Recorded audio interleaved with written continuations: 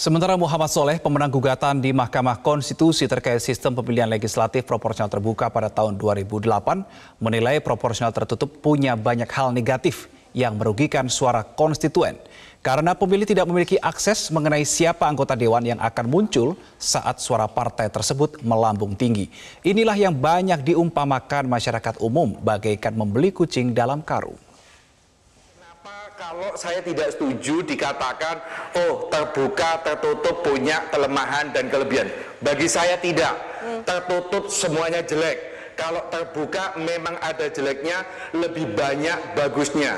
Bagusnya kenapa? Masyarakat punya kebebasan untuk memilih calon wakil rakyat. Satu. Yang kedua, calon wakil rakyat punya kewajiban dia mendekati ke masyarakat. Jadi jauh sebelum pemilu caleg ini sudah mendekati ke masyarakat. Kalau sistem tertutup kita tidak akan pernah lihat ada caleg terjun ke masyarakat. Kita tidak akan lihat ada partai politik bicara soal program, ada masyarakat punya masalah dia datang, itu tidak akan ada kita lihat.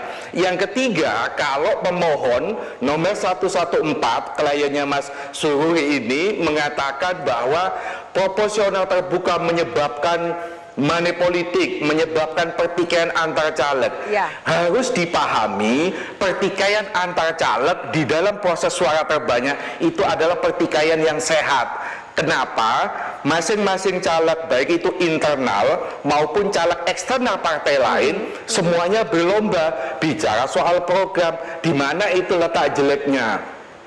Kalau soal money politik, Mbak, di Indonesia ini money politik itu adalah diajari oleh elit partai, pemimpin kita. Nggak ada kaitannya pemilu pun yang namanya korupsi, yang namanya KKN itu menjamur.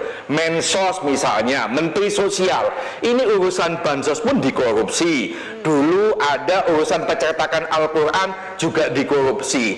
Jadi soal demokrasi, soal pemilu tidak ada kaitannya dengan soal money politik. Ini soal budaya yang memang menjadi tugas partai politik, menjadi tugas KPU, menjadi tugasnya Bawaslu untuk sosialisasi.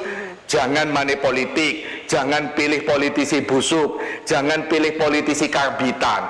Kalau tadi Mas Suhuri itu menyampaikan bahwa dengan adanya suara terbanyak atau proporsional terbuka seperti sekarang menjadikan caleg itu melupakan partai politik, itu omong kosong. Tidak mungkin dalam sistem sekarang itu ada namanya pergantian antar waktu.